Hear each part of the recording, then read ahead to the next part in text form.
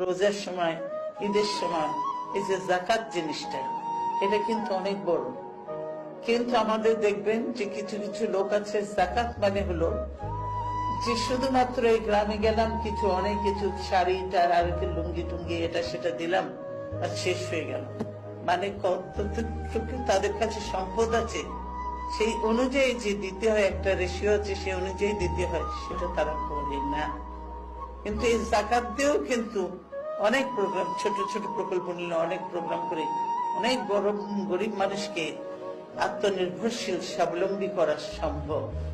কিন্তু সেটা কেউ করে না, আসে না।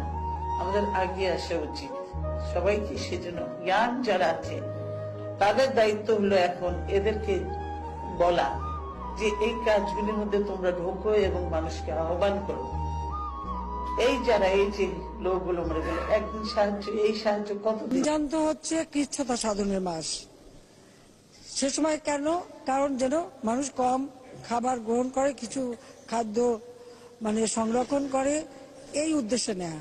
তা আমাদের অনেকটা দেখি যে রমজানের সময় যেন খাওয়ার এটা একটু বেড়েই যায়। আসলে সেই জন্য তো রমজান না, রমজান হচ্ছে সংযমের মাস, সংযম করতে হবে।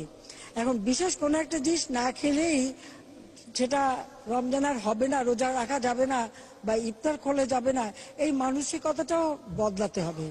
আমাদের খাদ্য, আমাদের দেশে যা পাওয়া যায় আমরা সেটা দিয়েই কিন্তু রোজা খুলতে পারি, কারণ এটা না খেলে চলবেই না এরকম তো কোনো কথা নেই।